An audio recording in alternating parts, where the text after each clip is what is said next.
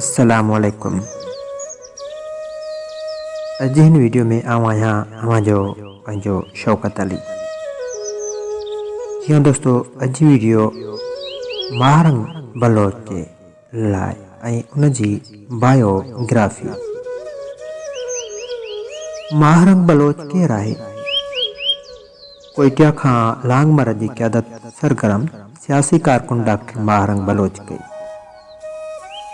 कोयटा पहुचण बाद लांगमार डॉक्टर महारंग बलोच जी अॻवाणी रैलियूं निकितियूं ऐं रोड ते सेमिनार मुनक़द थिया। हड़ताल थी।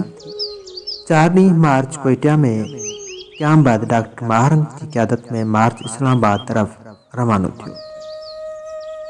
मार्च पोहलो खां थींदो बारखा में दाख़िल थियो हो।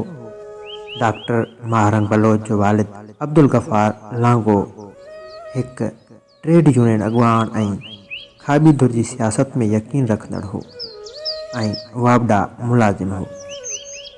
हिन जो अबाणो ज़िलो कलात आहे। डॉक्टर महारंग ऐं समेत 5 धीअर ऐं हिकु भाउ आहे।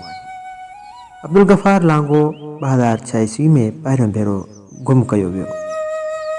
कुझु वक़्त खां पोइ वापसि आयो हो, वरी 2009 में गुम कयो वियो ऐं 2011 में संदन चिचरियल लाश मिलियो। जॾहिं साल 2006 ईस्वी में संदसि वालिद अब्दुल गफ़ार लांगो गुम थी वियो हो, तॾहिं हूअ 5वीं क्लास में पढ़ंदी हुई।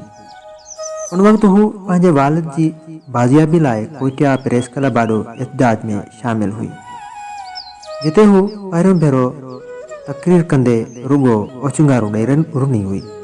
उन प्रोग्राम में ज़ाकिर मजीद जेको सियासी कारकुन ऐं अब्दुल गफ़ार जो दोस्त हो, उन बि तक़रीर कई हुई। महारंग जी तरबियत संदसि वालिद ऐं उन बैद ज़ाकिर मजीद बलोच संदसि सियासी उस्ताद आहे। बाद में ज़ाकिर मजीद बलोच खे बि गाइब कयो वियो, जेको अञा ताईं गाइब आहे। केस 8 जून 2009 ते मासूम पड़ंग आबाद मां खंभियो वियो हो।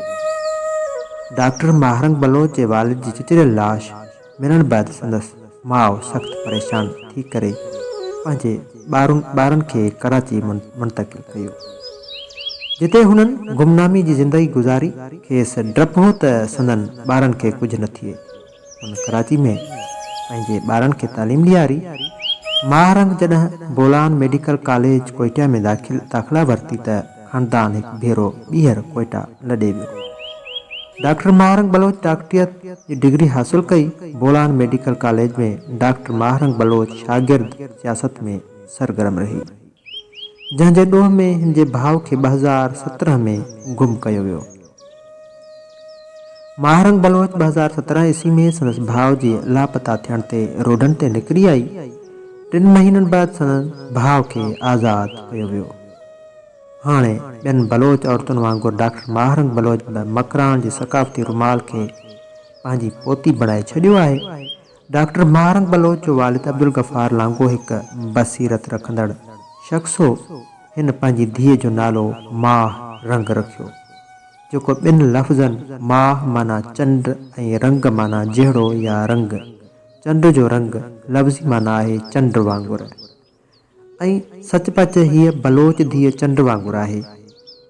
इन जो किरदारु अॼु बि चंड जहिड़ो आहे, जेका ॿियनि खे जीअण जो हक़ ॾेई रही आहे।